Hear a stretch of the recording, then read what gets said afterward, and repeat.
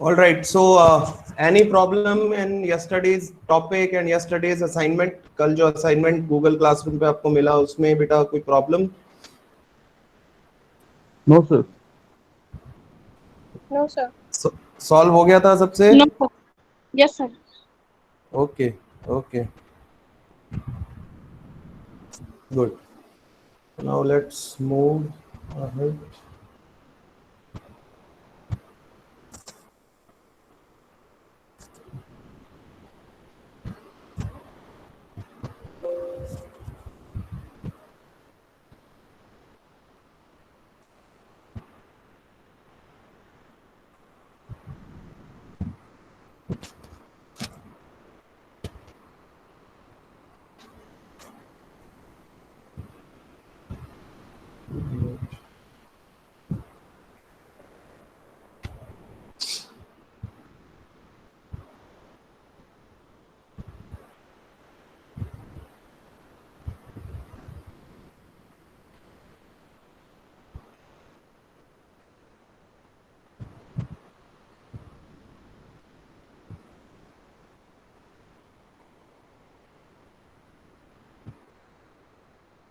Today we are going to study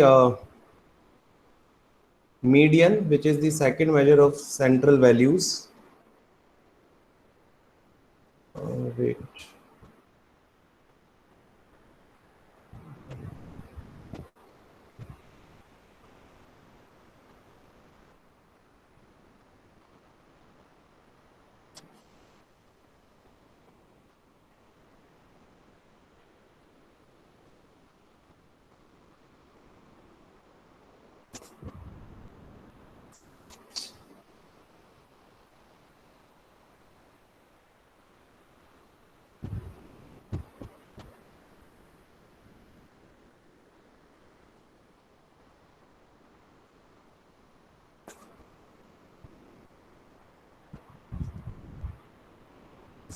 Okay, so I hope it is visible to all.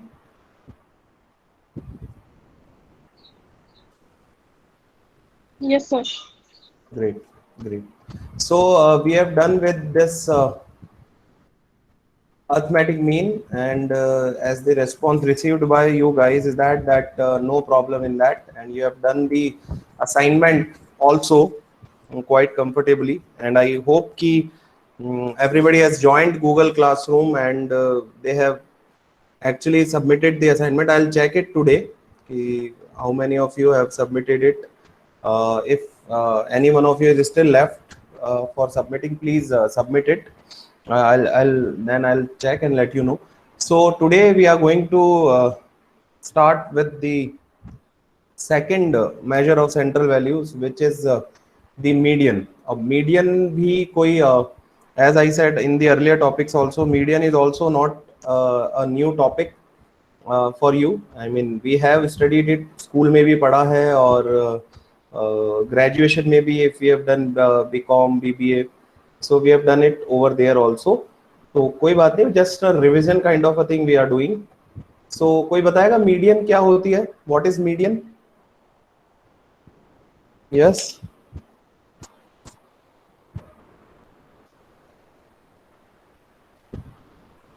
Any one of you want to tell what do you understand by median? Sir like ना एक वो होते हैं, एक series होती है, उसमें से एक मिड पॉइंट को हम सेलेक्ट कर लेते हैं और उसको लेके हम मीडियन बोल देते हैं. मिड पॉइंट को सेलेक्ट कर लेते हैं, मीडियन बोल देते हैं. ठीक है, ये तो आपने प्रोसेस बता दिया एक तरह से, बट मीडियन निकालने का एक्चुअल पर्पस क्या होता है? मीडियन क्या इंटरप्रेट करता है? What is the interpretation that sir median is this, that means ये रिजल्ट होगा. सी इन स्टैट्स दो चीजें आप लोग समझ लीजिए. First thing is that what result are you getting, and second is what is the interpretation of that result. These two things are really important from the statistical point of view. हम लोगों की बचपन से आदत है result निकालने की, answer जिसको हम बोला करते थे कि आंसर सही आ जाए बस मार्क्स पूरे मिल जाएंगे, वो हो गया. But now since you are into the post graduation stage of your studies, so you need to focus on this second part of this particular thing, is that what is the interpretation. Now what do we mean by interpretation? Is that what actually are you getting out of it? What actually are you understanding? That sir, if median is this, if mean is this, that means we have we can say that yes, in this data this will be a particular characteristic, this will be the thing which is available. So yes, rightly said कि sir median जो है वो क्या होता है? median होता है middle value in a distribution. ठीक है. Actually we need to understand this and we need to know this. Whenever you have a data set, जब भी आपके पास में डेटा हो और उसका आप मीडियन निकाल रहे हैं, you are actually trying to find that variable, that particular number, जो भी आप बोलना चाहें, which actually divides your data set into the two equal parts. Middle value का मतलब यही तो होता है. So the actual significance of having a median is that you have that number, आपको वो नंबर पता है जो आपके डेटा सेट को 50-50% में डिवाइड कर देता है, या आप ये कह सकते हैं 1:1 में डिवाइड कर देता है. 1:1 समझते हैं, ratio we call it. So if the ratio is like 50:50 और you can say 1/2:1/2, we can say yes 1:1 में डिवाइड कर देता है, यानी इक्वल पार्ट्स में डिवाइड कर देता है. 50% of the data will be there on the left side and 50% of the data will be there on the right side. वो होती है मीडियन. समझ आया theoretical meaning? Yes sir. Okay. Now again same thing, how to find median. So just like arithmetic mean, जैसा हमने mean में किया था, that one is individual observation, second is discrete series and third is continuous series. कोई individual observation, the data set जो होगा वो बहुत छोटा होगा, उसको easily आप calculate कर सकते हो. Second discrete series, x and f frequency distributed data given होगा, और continuous series जहाँ पे class interval एक range की बात होगी. So we will be understanding the calculation of median in all these three cases. Okay, so the first one is, सबसे पहला है individual observation.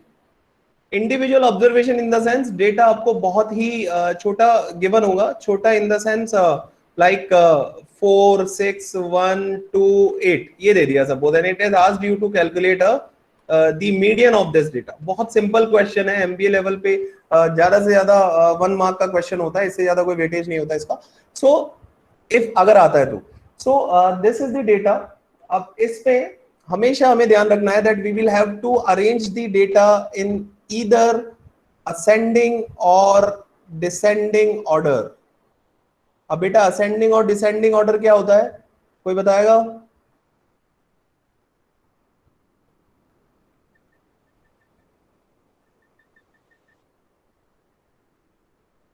I think Jagrati was saying something, but मुझे सुनाई नहीं दिया बेटा. सर मतलब छोटी संख्या से बड़ी संख्या और बड़े से छोटा. असेंडिंग कौन सा होता है?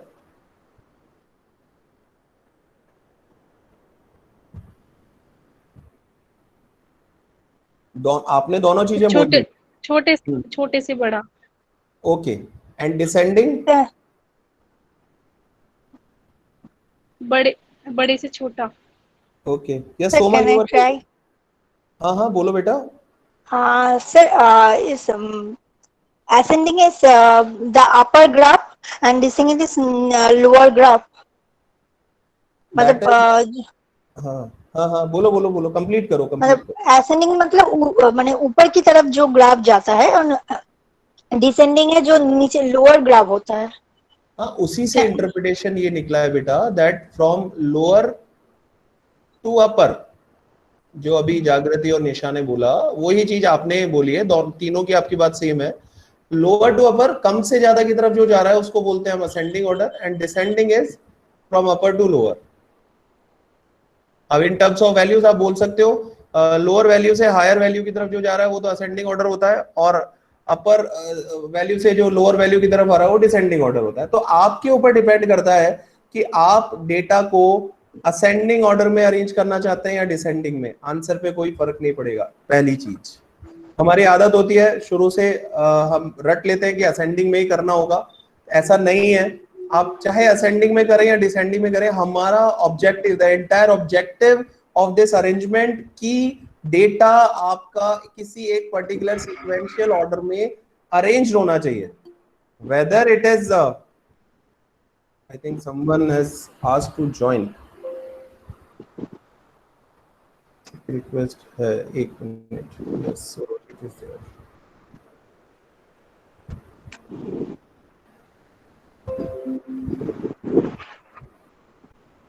Yes, so data will be arranged into either ascending or descending order, and then we will calculate the median। और बहुत easy चीज है, क्योंकि individual observation में आपको पता है डेटा बहुत छोटा होता है। So in that case, जैसे हम यहाँ पे बात करते हैं, this is 4 6 1 2 8, so 4 6 1 2 8 को कौन से ऑर्डर में अरेंज करूं बताइए, असेंडिंग और डिसेंडिंग? असेंडिंग में करते हैं, चलिए दोनों में कर लेते हैं। असेंडिंग में करते हैं 1 2 4 6 8। अगर इसी को डिसेंडिंग में करते तो क्या होता, 8 6 4 2 1। ये बात समझ में आ गई? Yes sir. Great. Now simple सी बात है, बहुत इजी चीज है ये। लेफ्ट साइड से आप कैलकुलेट काउंट करिए, 1 2 3 4 5। सो 2 आप यहाँ पे छोड़ दीजिए, 2 आप यहाँ पे छोड़ दीजिए, this value will be your median. यही सिखाया था स्कूल में भी, याद आ रहा है किसी को?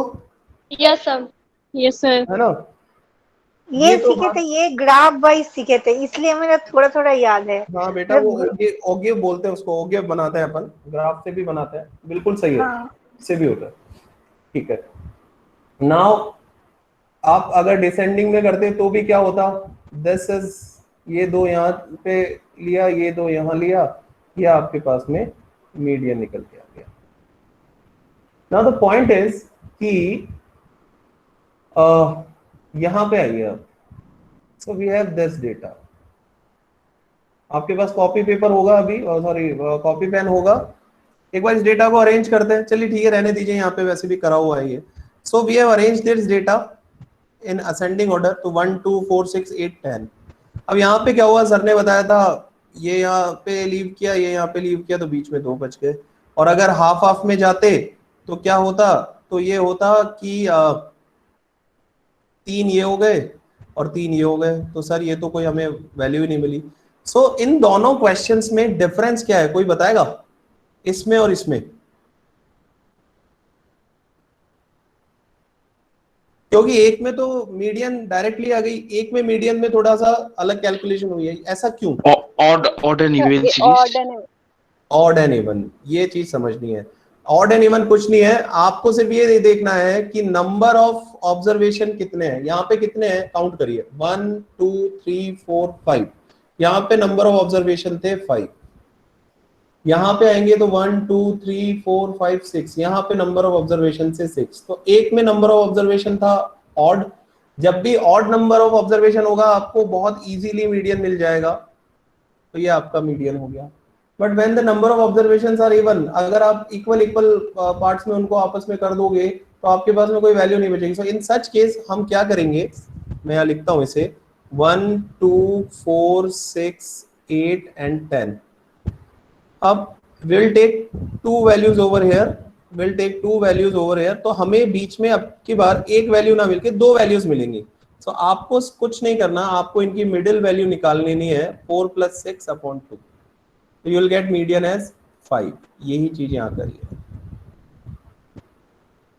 सो रटना कुछ नहीं है, जस्ट लॉजिक समझिए।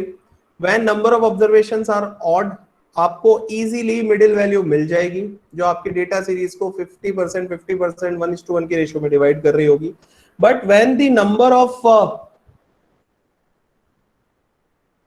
number of observations are even, in that case you need to take the two middle values and take the mid value of those two values. ठीक है, just a second, ये चार्जर वाला. So this is what the thing. समझ में आया ये? कोई problem किसी को?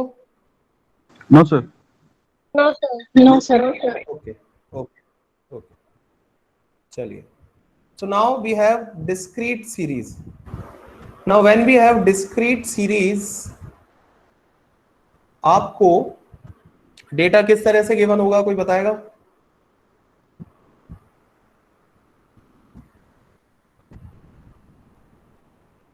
यस, डिस्क्रीट सीरीज में किस तरह से डेटा गिवन होता है, क्वेश्चन कैसा होता है?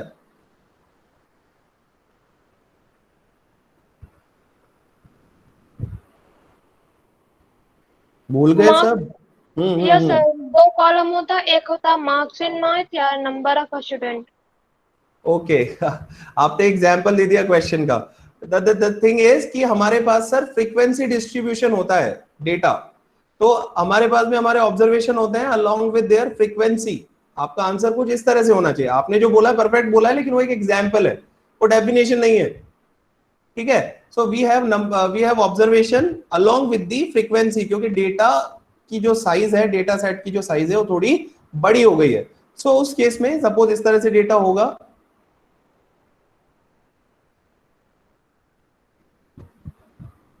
something like this. So in such case, when you have a discrete data, when you have a discrete series, when you have a frequency distribution data, तो उस केस में ये पर्टिकुलर स्टेप्स है. अब मैं again I am not at all saying that आपको ये सब रटने हैं. नो, हमें सिर्फ इनको लॉजिकली समझना है और हमारा काम होता जाएगा.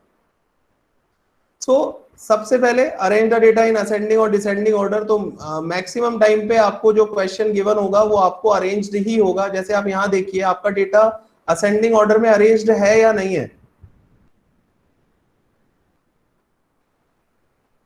Just look at the x values, look at the x column and tell me whether the data is arranged in ascending or descending order or not.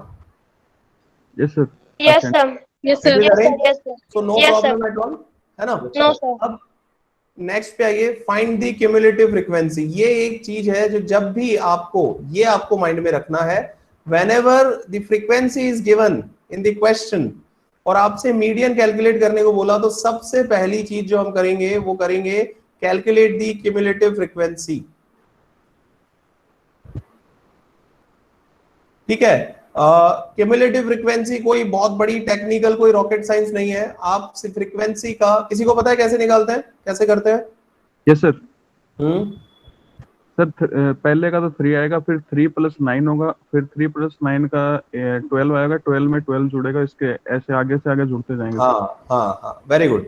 सो क्या करते हैं, देखिए कोई बात नहीं, जिनको नहीं पता वो बस एक बार रिकॉल कर लीजिए, सब समझ में आ जाएगा. फर्स्ट f वैल्यू लिख दीजिए 3.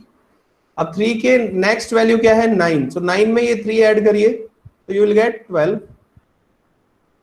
नाउ 12 में ये 12 ऐड करिए, so you will get 24. Now this 24 plus 18 you will get 42. समझ आया कैसे कैलकुलेट हुई cumulative frequency? Yes, sir. Soma? Yes sir. Okay, very good. Cumulative frequency सही आपने कैलकुलेट करी है या नहीं, उसके लिए एक बहुत ही छोटा सा, बहुत ही सिंपल सा तरीका है कि आपकी जो CF की लास्ट वैल्यू होगी वो वैल्यू और इस F कॉलम का total which is sigma F same आना चाहिए. Again I am repeating, just to check whether your cumulative frequency is right और not, check the last value of CF and then check the sum of frequency. Frequency का total करिए एक बार, कितना आ रहा है? 42.